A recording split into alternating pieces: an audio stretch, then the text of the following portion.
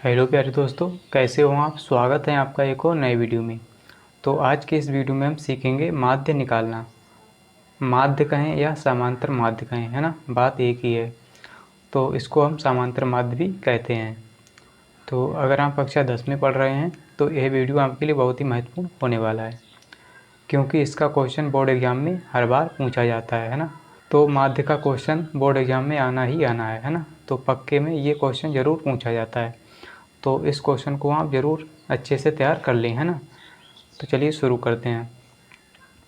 तो इस सवाल को हल करने से पहले हम इसका सूत्र समझ लेते हैं ना, इसका सूत्र क्या होता है ना।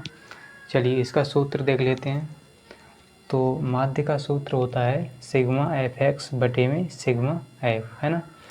तो सिग्मा का मतलब होता है जोड़ या योग, है ना। इसको क्या कहते हैं, जोड़ या योग, सिग्मा को। तो माध्य को हम समांतर माध्य भी कहते हैं। इसको इंग्लिश में कहते हैं माध्य को मीन, है ना। और समांतर माध्य को कहते हैं अर्थमेटिक मीन, है ना। अब देखिए बारंबारता को हम एफ से प्रदर्शित करते हैं। इसको इंग्लिश में कहते हैं फ्रीक्वेंसी। क्या कहते हैं, फ्रीक्वेंसी। तो यहाँ से ये एफ लिया गया है ना।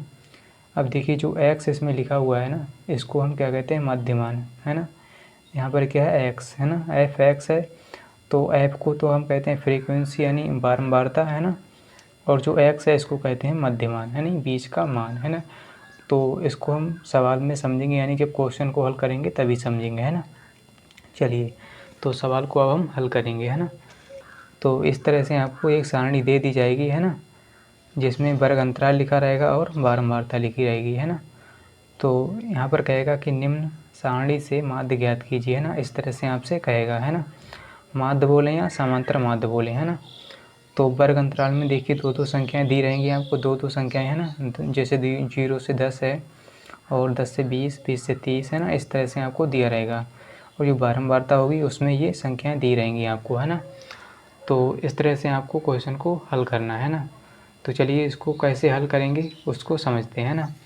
तो हल करने के लिए आपको क्या करना है, जैसे मैंने यहाँ पर एक सारणी बनाई है, ऐसे आपको सारणी बना लेना है ना। और क्या करना है, यहाँ पर 4 खाने बनाने हैं। क्या, 4 खाने, 1 2 3 4, है ना। और 2 खाने छोड़ देने हैं, है ना। 2 खाने आपको छोड़ देने हैं, है ना।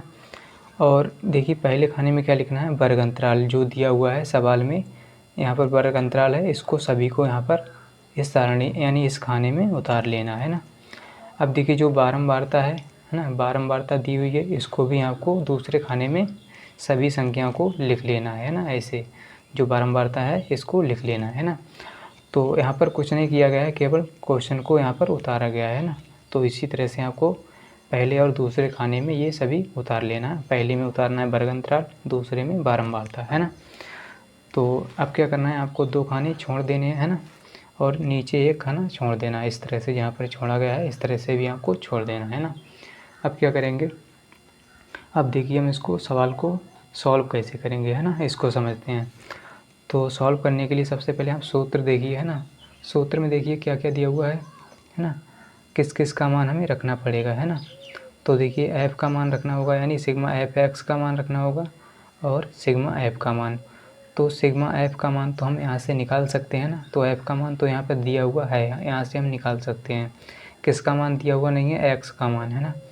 क्योंकि एफ़ तो इसमें दिया हुआ है, तो यहाँ से हम एफ़ का मान निकाल सकते हैं, है ना। लेकिन हमें एक्स का मान नहीं दिया है ना, तो हम एक्स का मान सबसे पहले निकालेंगे, है ना। तो क्या करना है, आपको इस तरह से उतार लेना है जो क्वेश्चन में लिखा हुआ है, यानी सारणी में इस तरह से आपको उतार लेना है ना, सेम टू सेम, है ना। अब क्या करेंगे, यहाँ पर हमें निकालना है एक्स का मान, है ना। एक्स का मान कैसे निकालेंगे, देखिए या कहें मध्यमान, है ना। तो यहाँ पर लिखेंगे एक्स और ब्रैकेट में लिख लेना आपको मध्यमान, है ना, मध्यमान, इसको कहते हैं मध्यमान, है ना। अब देखिए कैसे निकालेंगे, यहाँ पर x को निकालना बहुत ही सरल है, यानी इजी है ना। तो क्या करेंगे, 0 और 10 को जोड़ देंगे, 0 प्लस 10 कर देंगे और बटे में 2 करेंगे, है ना। 0 प्लस 10 करेंगे और बटे में 2 कर देंगे, बराबर में कितना आएगा, 10/2, है ना। 2 एकम 2, 2 पंजे 10, यानी कितना आ जाएगा, 5, है ना। तो इसी तरह से आप निकाल सकते हैं सभी को, है ना। तो यहाँ पर कितना आएगा, 5, है ना। सबसे पहले क्या करना है, दोनों संख्याओं को जोड़ेंगे और बटे में 2 कर देंगे। इसी तरह से इसको भी करेंगे, 10 और 20 को जोड़ेंगे, यानी दोनों संख्याओं को जोड़ेंगे, बटे में 2 कर देंगे, है ना। तो 30/2 हो जाएगा, यानी 15 आएगा। यहाँ से कितना आ जाएगा, 15 है ना। तो इसी तरह से आप सभी को निकाल सकते हैं, है ना। तो यहाँ से कितना आ गया, 15 है ना। इसी तरह से यहाँ पर 15 हम लिख लेंगे। अब देखिए इसको कैसे निकालेंगे, इसमें x का मान है ना, तो 20 और 30 को जोड़ेंगे, 20 + 30 करेंगे, है ना, और बटे 2 कर देंगे। कहने का मतलब ये है कि दोनों संख्याओं को जोड़ेंगे और बटे में 2 करते जाएंगे, है ना, 2 लगाते जाएंगे। तो बटे में 2 कर दिया, 20 + 30 50 हो जाएगा, है ना, 50/2। तो यहाँ से कितना आ जाएगा, 25, है ना, कितना आ जाएगा, 25, है ना। तो इसी तरह से आप निकाल सकते हैं। अगर आपको ये तरीका समझ में नहीं आता है तो दूसरा तरीका भी इसका है ना। तो यहाँ पर हम 25 से लिख लेते हैं। देखिए दूसरा तरीका क्या है, 30 और 40 के बीच में कौन सी संख्या आएगी बताइए। 30 और 40 के बीच में आएगी 35 संख्या, है ना। तो यहाँ पर हम 35 लिख लेंगे। यहाँ आप वैसे ही निकाल लीजिए जैसे पहले आपको मैंने बताया, जैसे 30 + 40 करेंगे और बटे में 2 कर देंगे। तो कितना हो जाएगा, 30 40 70/2। यहाँ से कितना आ जाएगा, 35, है ना। इसको काटेंगे तो 35 आ जाएगा, है ना। तो यहाँ पर कितना आ गया, 35 लिख लिया हमने। अब देखिए 40 और 50 को जब जोड़ेंगे तो कितना हो जाएगा, 90। 90 के बटे में 2 करेंगे तो 45 आ जाएगा, है ना। तो इस तरह से आप निकाल लेंगे x का मान, है ना, यानी मध्य मान निकाल लेंगे, है ना, जिसे कहते हैं बीच का मान, है ना।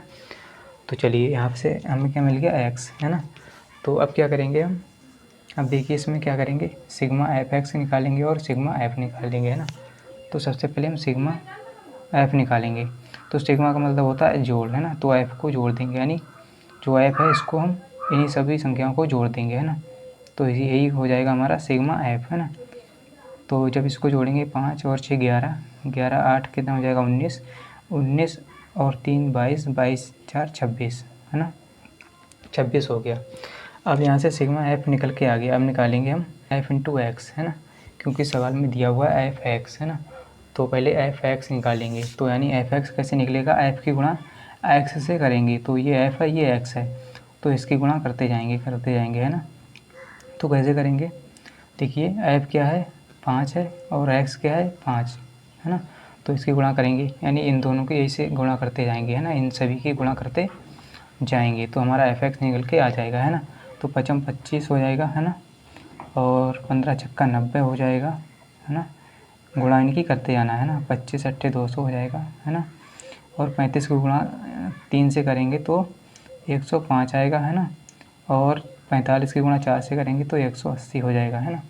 तो आप इसको गुणा करके देख लेना, इतना ही आएगा, है ना। तो अब क्या करेंगे, यहाँ से निकालेंगे सिग्मा f(x) बराबर, है ना। सिग्मा का मतलब होता है जोड़, यानी हमें क्या निकालना है, सिग्मा f(x), है ना, सिग्मा f(x) निकालना है। और सिग्मा f तो निकल के आ गया, है ना। तो सिग्मा f(x) निकालेंगे तो इसको सभी को संख्याओं को जोड़ देंगे, है ना। तो जब इन सभी संख्याओं को हम जोड़ेंगे तो कितना आएगा, 600, कितना आएगा, 600। अब क्या करेंगे, अब हम सूत्र लगाएंगे, क्या करेंगे, सूत्र लगाएंगे। तो माध्य का सूत्र क्या होता है, माध्य बराबर होता है सिग्मा f(x) बटे में सिग्मा f, है ना। तो इन सभी मानों को रख देना है, सिग्मा f(x), है ना, 600 और सिग्मा f 26। तो जब इसको हम इससे भाग देंगे तो हमारा आंसर कितना आएगा, आंसर आएगा हमारा 23.07, है ना। आंसर आएगा हमारा 23.07, है ना।